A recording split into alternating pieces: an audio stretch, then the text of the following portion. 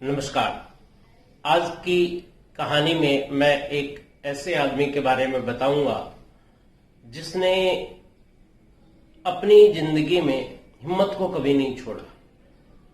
उनका नाम था William Ernest Henley, WILLIAMEARNESTHENLEY। Henley England में 1875 में पैदा हुए थे और 13 साल की उम्र में इनको बोन टीबी यानी कि हड्डियों का तपेदिक हो गया। उस समय बोन टीबी का एक ही इलाज था कि जिस अंग में हो उसे काटकर अलग कर दिया जाए।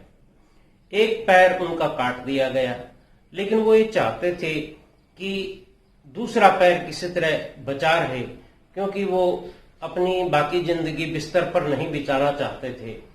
एक डॉक्टर ने उनको उम्मीद दिलाई कि अगर आप मेरे से इलाज करवाते रहेंगे तो आपका दूसरा पैर नहीं कटेगा। इस प्रकार हेनले की जिंदगी का एक बड़ा हिस्सा अस्पताल में ही बीता। उनकी जिंदगी में आर्थिक तंगी भी थी और सारे शरीर में लगातार दर्द होता था, नींद भी नहीं आती थी। इसके बावजूद वो पूरे उत्साह से जिए। उन्होंने कई कविताएं लिखी। एक कविता उनकी बड़ी मार्मिक है, उसका नाम है इनविक्टस, INVICTUS, जिसका मतलब होता है अजेय। आपके लिए मैंने इस कविता का हिंदी में अनुवाद किया है। जो इस हेनले को परमात्मा से कोई शिकायत नहीं थी, बल्कि इस बात का धन्यवाद किया कि उनके साहस का खजाना कभी खत्म नहीं होता था। वे 53 साल जिए और वास्तव में अजेय रहे। अगर किसी को हिम्मत चाहिए तो उसके लिए ये कविता है।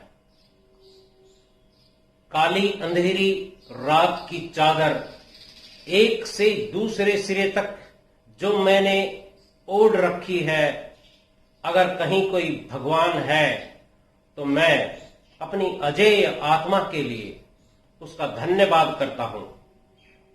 बदनसीबी और हालात के कसते सिकंजे से न कभी झिझका हूं और न रोया। मैं न तो चौंका हूं और न चीखा हूं। हालात की चोटें खा खाकर मेरा सिर लहूलुहान है, लेकिन कभी झुका नहीं।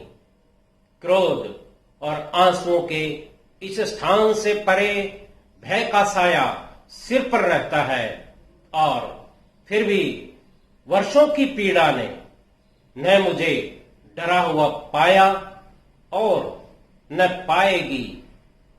मायने नहीं रखता कि दरवाजा संकरा है और तकदीर में कितनी सजाएं लिखी हैं। मैं अपनी तकदीर खुद लिखता हूं। मैं अपनी आत्मा का कप्तान हूं। I am the master of my fate. I am the captain of my soul. ये कविता हमें संदेश देती है कि हालात के आगे झुकना नहीं, हालात को झुकाना है, और मनुष्य के लिए ये संभव है। नमस्कार।